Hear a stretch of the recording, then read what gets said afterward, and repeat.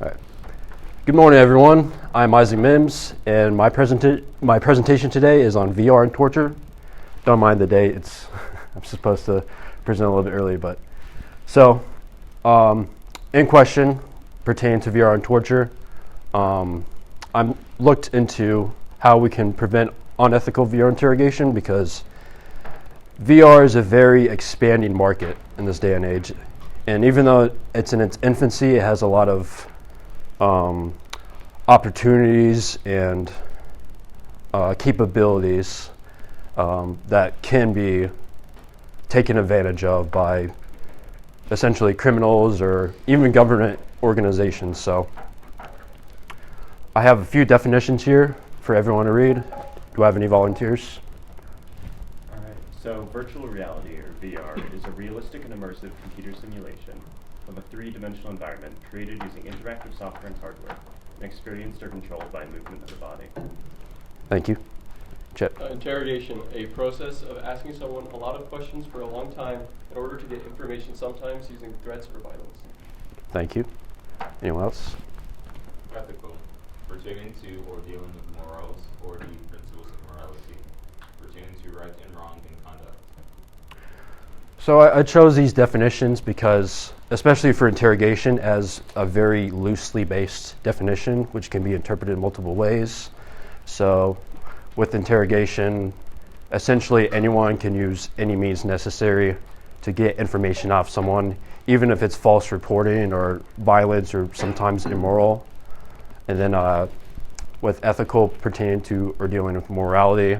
So it's a very subjective term. Different geographic areas can label something as ethical or unethical based off of many different factors. So my point of view and purpose, I'm looking through this as a university student at University of North Carolina, Charlotte. And my purpose here for this entire presentation is to bring the light of the possibilities of, the underlying possibility of criminal VR interrogation. So I had a little itinerary here for what we could extract from this presentation. So determining what interrogation practices will most likely be used, which groups of people would take advantage of this, determining where it will thrive, so what areas in the world, establishing distinction between moral and immoral, and then providing any solutions. So as of today, back in 2021, the VR industry has grown from 8.3 billion to 11.97 billion, which is a substantial number, and its projection is to be over twice the amount by 2026. And it's expected to grow in other regions outside of the US and Europe, like more specifically Asia, the Middle East, and Oceania. So especially in the Middle East with terrorist organizations, there could be misuses of VR. And also in some places in Asia.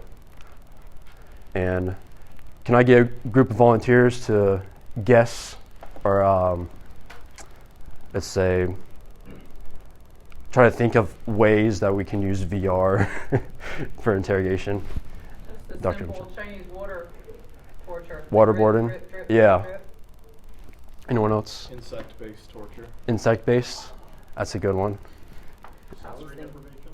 Sleep deprivation, you said? Sensory deprivation. Sensory deprivation? I'm on the same. Okay. Sensory They deprivation. could sort of do that thing like, in Clockwork Orange where they, kind of just play that, brainwash you, play it over, Oh. and over and over again. Oh, like the audio? Yeah. That's good. Grimble? Make someone watch their family be murdered over and over again. Yeah, hey, this is an extreme topic, so. Okay. John? Things like witness like traumatic events through VR also. Yes, exactly. So a couple of you guys had some that I put down: isolation, sensory deprivation. I put fear simulation, so if generally like people with extreme fears can be subjugated to give out information. audio torture, so like listening to audio files for hours on end, particularly unpleasant sounds. And then I also put VR video game environments because since the video game industry is what's pushing the VR market, we could see potentially people creating these sort of scenarios inside of video games. So video games where you can build rooms or worlds, that sort of nature. People can essentially test and create that sort of stuff. So it's a very unregulated area of VR. And I have a video to show you guys.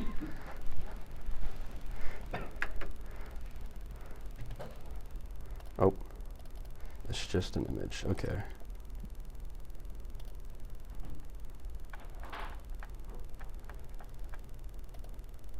There we go.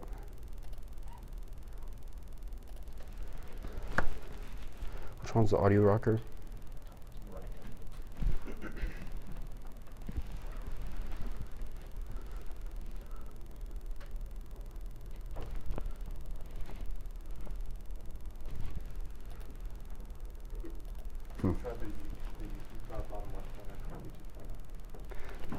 I think it is on. Yeah. Sorry, I'm having some technical difficulties.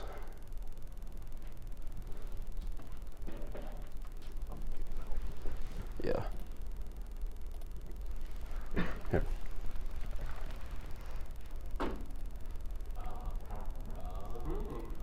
Oh. There's so many different volume options. Come on.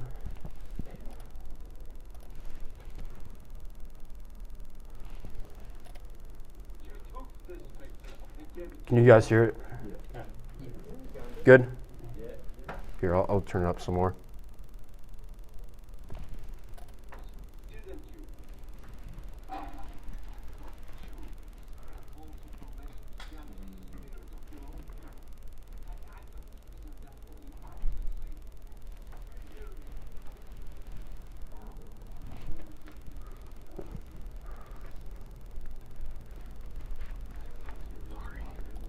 Very good.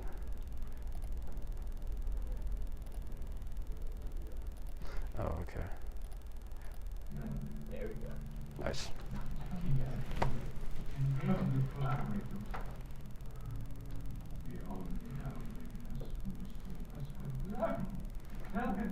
Tell him what he wants to hear.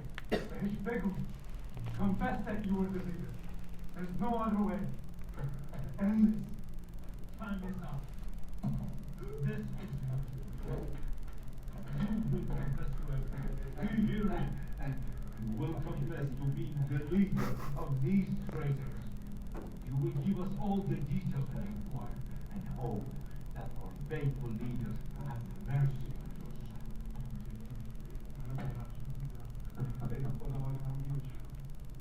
There's a divine sense of relief when you let go. Tell someone the truth. Are you ready to confess?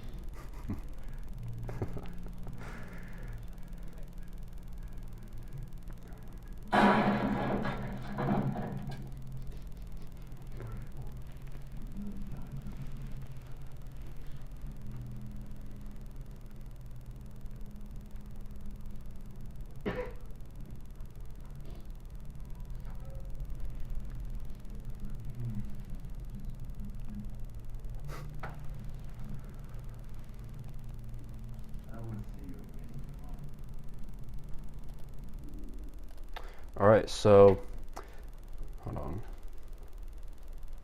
Where was the?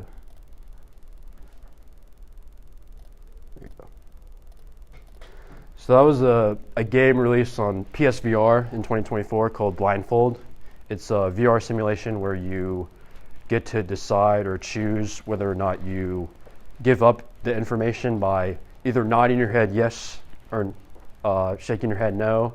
And it's kind of funny because this technology is a little bit primitive. It's you can kind of tell that you're in a VR simulation, but this can subject to change. And also it demonstrates that video games are the leading driving cause for VR.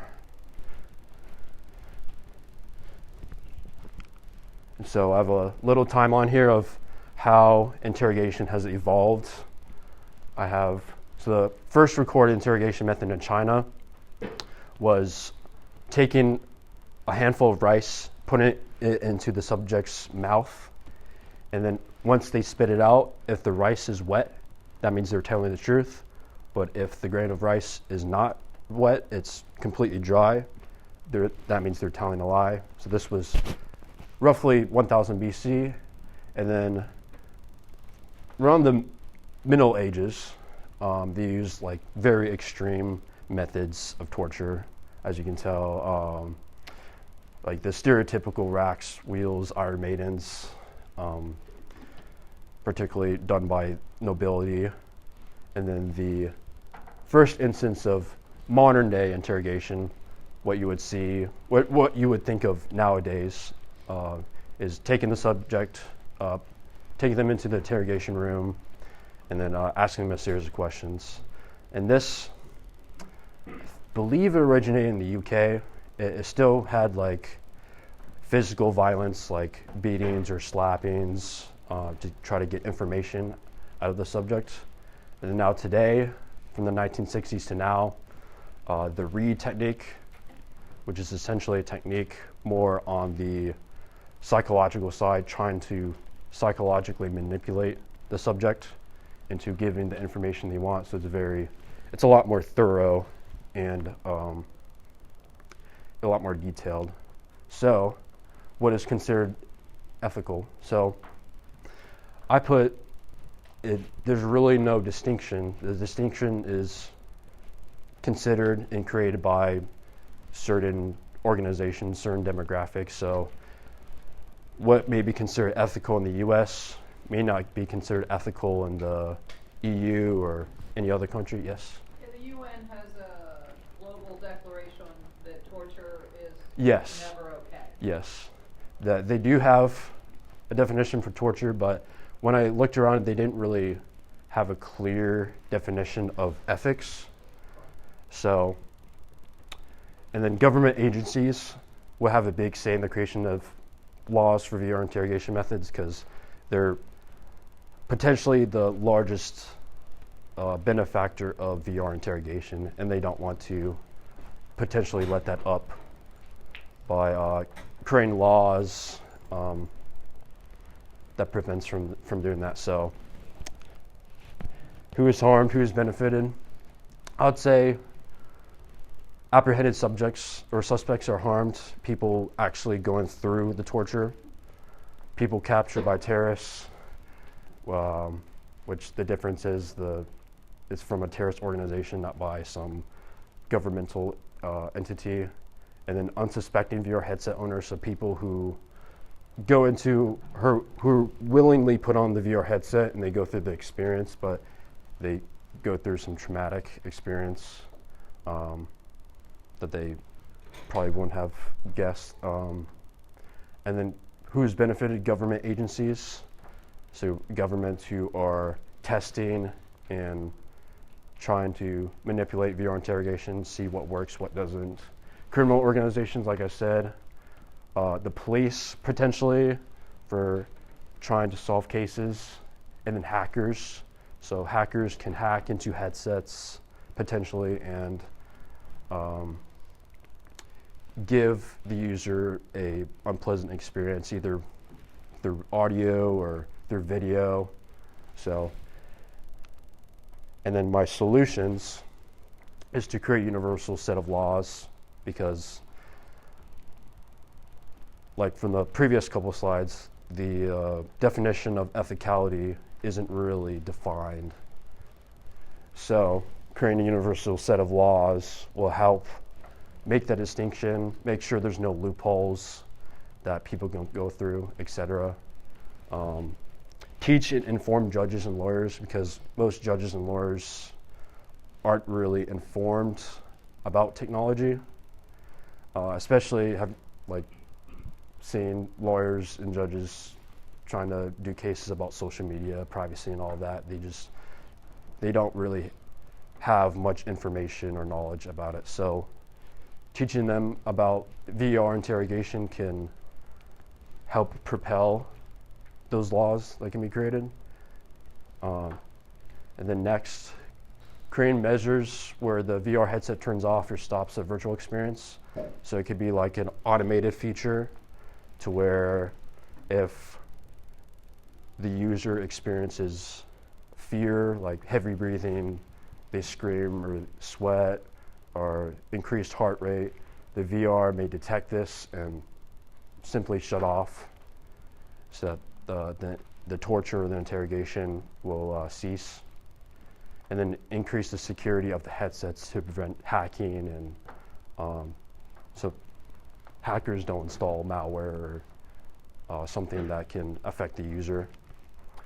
And then with my conclusion, with the ever-growing VR market around the world, VR interrogation will most likely grow alongside it. The cases of VR interrogation will increase, not decrease.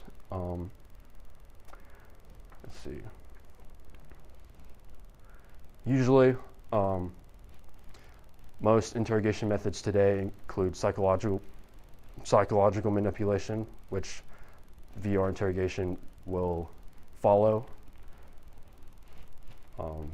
Trying to get into the user's head, trying to break them mentally. And then I would say, I assert that the APA will most likely be the organization to implement the first international moral code for VR interrogation, since they're also the ones who oversee interrogation ethics in the US. So, thank you. That's my presentation.